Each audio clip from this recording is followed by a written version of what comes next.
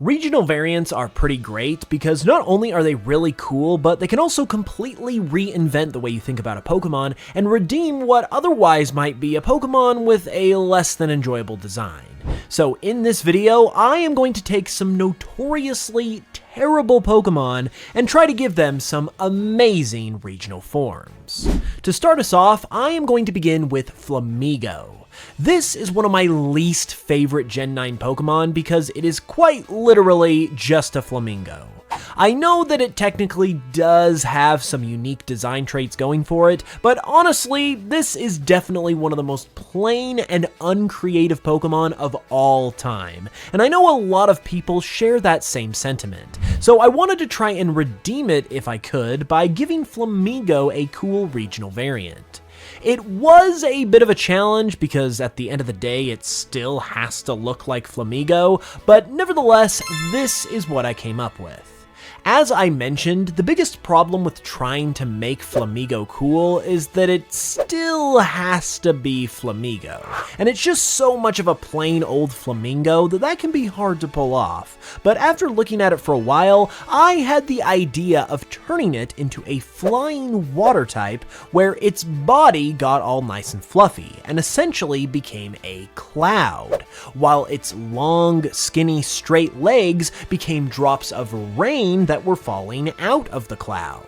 So that's the general concept behind this design, and type-wise it also works pretty well too, since flamingos are already aquatic, so it's consistent with Flamigo's origins as well. I personally really like how this one turned out because it gives a sense of creativity to Flamigo's design that it just does not have in its current form, in my opinion. I really feel like it lacks that Pokemon charm that so many other designs have, and is why we all love Pokemon in the first place. So this design's goal was essentially to just stick some of that within Flamigo's design, and I feel like this was able to accomplish that, while also retaining the feel of the original Pokemon too. And it's the kind of thing that I personally would prefer to what we got with the base form. And now, a big shout out to today's sponsor who helped make this video possible, Encore. Encore is the place to go if you're looking to buy and sell Pokemon cards, retro games, Funko Pops, or other kinds of collectibles. It's kind of like TikTok combined with an online auction, where listings are made up of 30 to 60 second videos, which really allows you to get a good idea of what the product is like, and it also makes it insanely easy to sell stuff. To sell something, all you gotta do is post a video of it, and then Encore takes care of the rest. You can also sell however you want with buy it now listings and auctions that can range from anywhere from 10 minutes to a whole week. Buying is also super easy too, since all you have to do is swipe to bid, and you can even set a max bid to let it automatically bid for you. And you can also set it up to notify you when there's just 5 minutes left in an auction. Encore has also got your back since every seller is ID verified, and Encore's guarantee protects you in case your item comes not as described. They even do giveaways that are completely free to enter, and if you win, you don't have to pay anything, including shipping. Also, if you use my link in the description to download Encore, you're also going to get up to $200 in credits to spend on the app, so you can try it out and get yourself some cool stuff. So again, be sure to check that out and download Encore with the link in the description, and a big thank you to them for supporting the channel.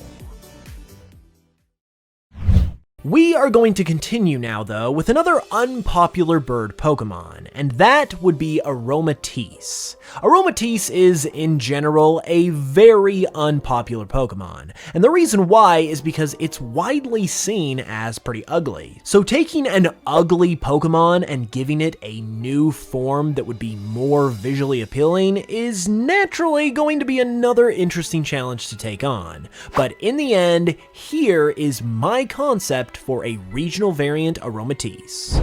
In contrast to Aromatisse's fairy type, this variant is a poison dark type, type, and it's pretty much on the opposite end of the spectrum to what the Colossian form is all about.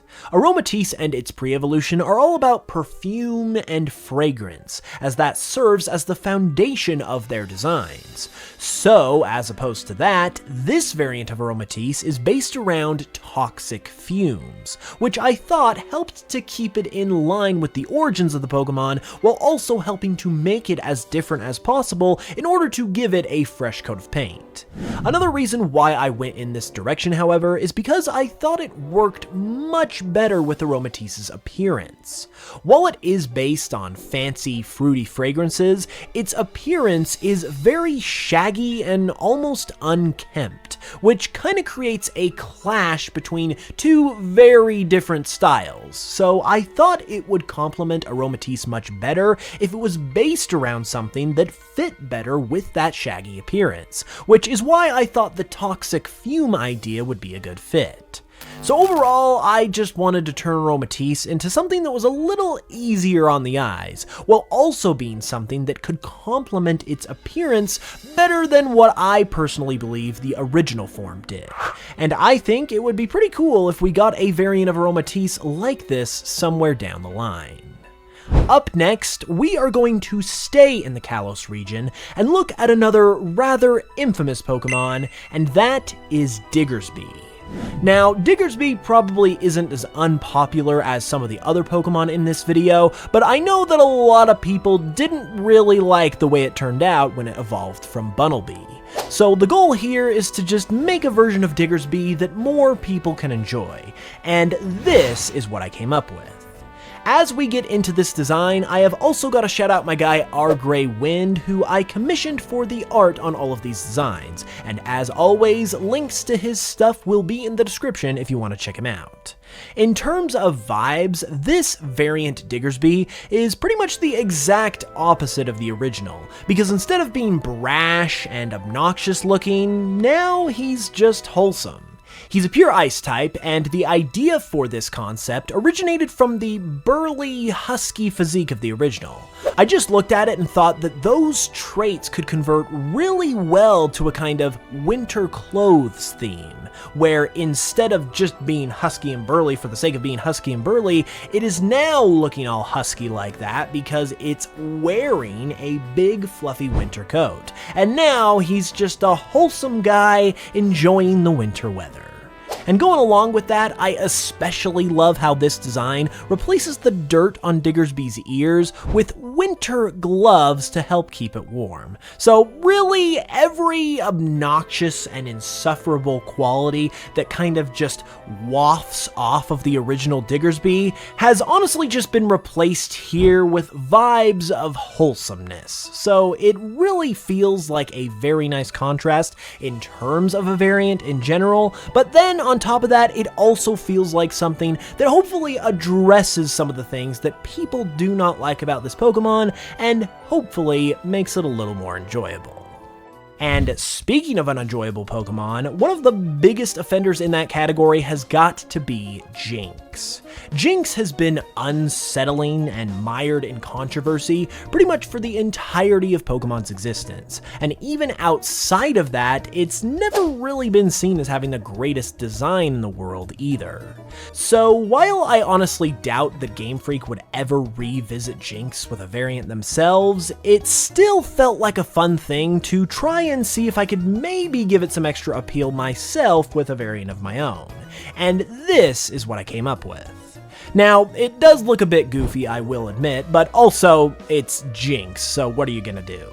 The idea for it was also somewhat different compared to the other designs in this video, because I honestly just looked at Jynx and thought its expression was pretty similar to the Scream, and thought that a variant based around it could be pretty interesting. As a result, it becomes Ice Ghost type, and for what it's worth, Ghost is also a pretty cool and interesting type all on its own that could also hopefully help Jynx's appeal a little bit too.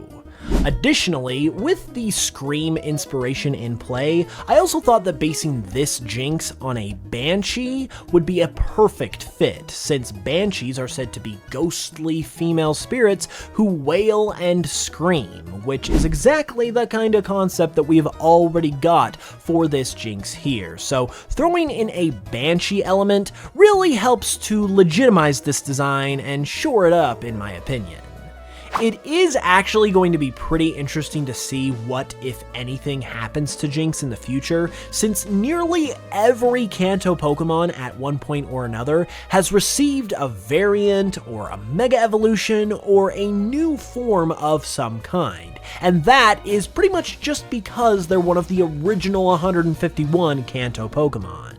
And other than getting a pre-evolution in Gen 2, Jynx has been left out of that party to this point. So it would definitely be interesting to see what they did with Jynx if they were really that committed to giving all of the OG 151 some kind of special treatment someday. And with as weird and as unique as Jynx already is, I feel like something like this could potentially be a solid option. One Pokemon that has been hated on pretty much since the moment it was revealed is Bruxish. I can vividly remember it being revealed in a trailer for Sun and Moon, and everyone letting out a collective ugh, and then just proceeding to feel that way to this very day. So is there even anything that we could potentially do with Bruxish in a regional variant to maybe change some people's minds? Well, that is what this design is attempting to do. Since the whole point of these variants is to try and take these bad Pokemon and make them cool, with Bruxish, I just went for possibly the most objectively cool thing in Pokemon and just slapped it right on there. And that is the Dragon type. I went with this not only for the cool factor though, but also because of Bruxish's signature trait, its very large teeth. I thought those would be a great starting point and justification for a more draconic Bruxish, and it turns out that that actually works perfectly. Because with all of these factors in play, this design ended up also being based on a dragonfish. The dragonfish not only works perfectly as the basis for this Bruxish in terms of just its name, but additionally, the dragonfish also has a signature set of very prominent teeth which matches up perfectly with Bruxish's design. So from a conceptual perspective, this really is a perfect fit in my opinion. Whether or not it makes Bruxish cool though, you will have to be the judge and let me know in the comments, as well as with your thoughts on all of these regional variants. Leave a like as well if you enjoyed the video because it does really help out a lot, and subscribe for more because I will be back with another new video very soon. Thank you guys so much as always for watching this one, I really appreciate it, and until the next one as always, I will smell you guys later.